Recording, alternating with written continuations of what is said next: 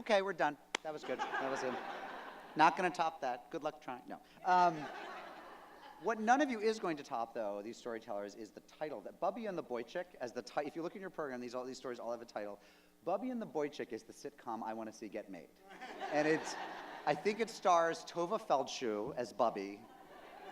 Who plays the Boy Chick? It's the guy from The Big Bang Theory, maybe? I don't know. But there's a boy chick. They live together, and they share a full-time pulpit.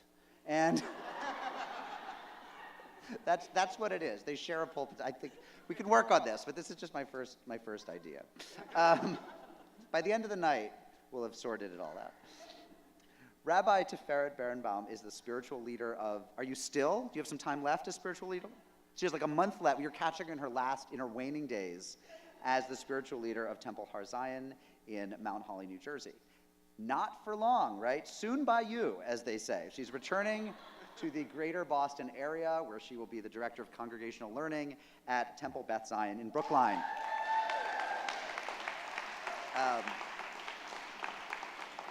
She's also the second most important Jew ever to have lived in Milwaukee, after Golda Meir, of course. So please welcome Rabbi Berenbaum.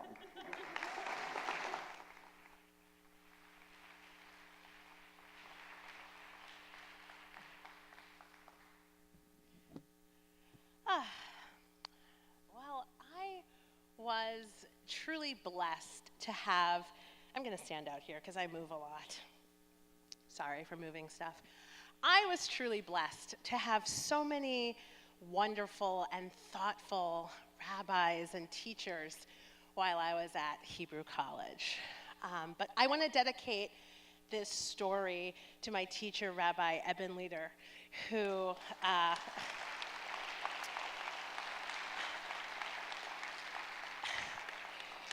often would say like one or two things to make me like, whoa. And he always teaches us truly Torah Chaim, Torah for life, and Torah for living. And I hope that this story can illustrate that. So Deuteronomy 8 begins with Moses telling the Israelites, all the commandments which I command you this day, you should faithfully keep so that you can live and multiply and go into the land that God promised to your ancestors. Except the Hebrew doesn't actually say all the commandments, kol ha-mitzvot. It says kol ha-mitzvah, all of the commandment. What does that mean? Which commandment? And I remember my classmate, Rabbi Getzel Davis, echoing something from the Talmud Yerushalmi that says we can understand this as a charge to take one mitzvah, of course doing all the other ones, but take one mitzvah and really make it your own and do it the best that you can. And I love that. And I found my mitzvah at a very young age. My mother, God bless her, she literally put the fear of God in me. Little child. Anytime I did anything to disobey her, she would cock her head at me and she would say, honor thy mother and thy father, that the days may be long upon the land that the Lord thy God giveth thee. And I would totally freak out, right? Like I was just a kid, and like I had just set up my stuffed animals, and now she's asking me to put them away, and if I don't, God's gonna get me. And I was terrified, just terrified. And so it went for like the first decade of my life. Every time I just didn't want to listen to my mom, like anytime I was just being a 6-year-old, I was having this Sinai moment, feeling the mountain over my head. But fast forward through life, I developed a healthy fear of my parents. And I think it's healthy. I'll talk to you afterwards, Margot. You'll tell me. And, I worked on balancing kavod, or really confusing kavod with yirah, with fearing my parents, which is a whole other mitzvah.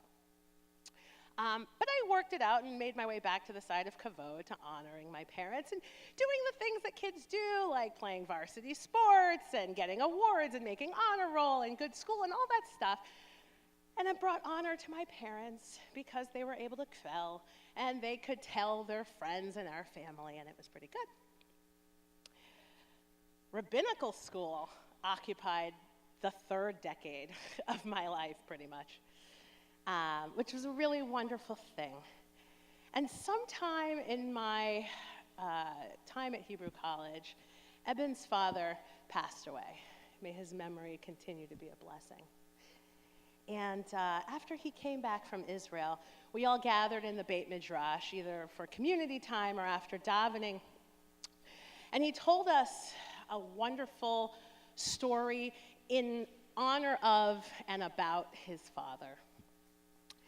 And he said to us that from his experience, he had learned that the mitzvah of kibud av va'em, the commandedness of honoring our parents, is not on us in the way that I had previously been made to understand, but it's actually on us when our parents are older.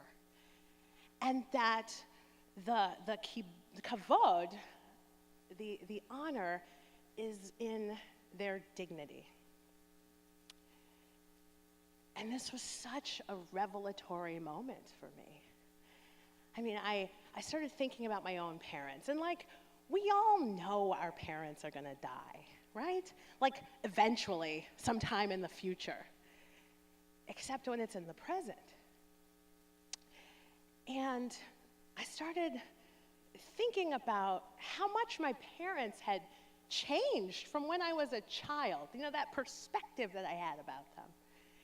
And, I'd realized how much life had worn them down.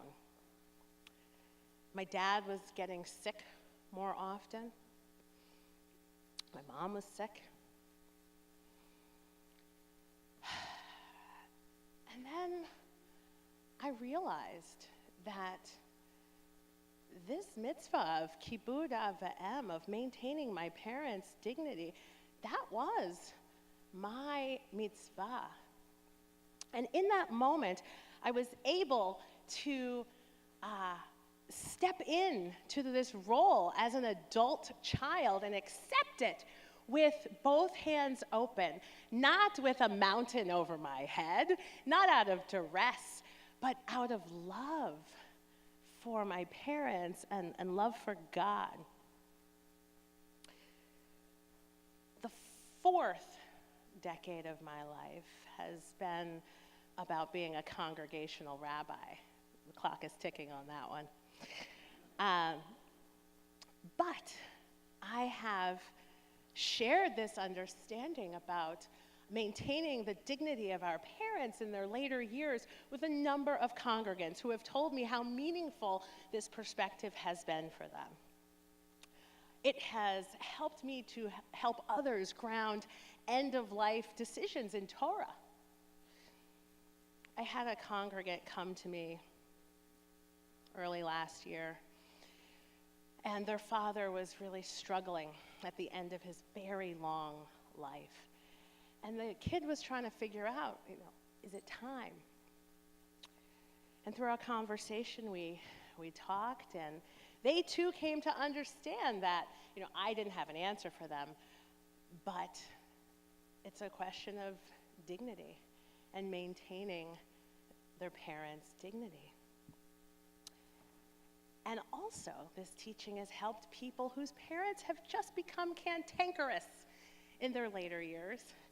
And it's like, Rabbi, I just don't have it in me to even call my mom anymore. To remind them that it's a huge mitzvah, just to help them along.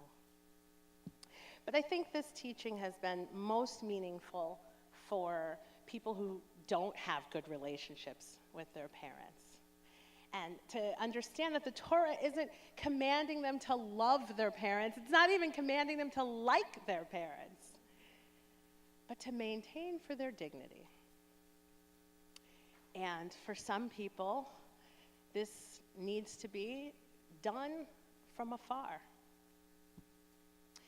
So I have been so blessed by this teaching from my teacher, blessed to share it, and I just pray that we all discover what our mitzvah is, our own commandment, and accept it too with open hands, continue to learn, and share it with others for the benefit of others. Thank you.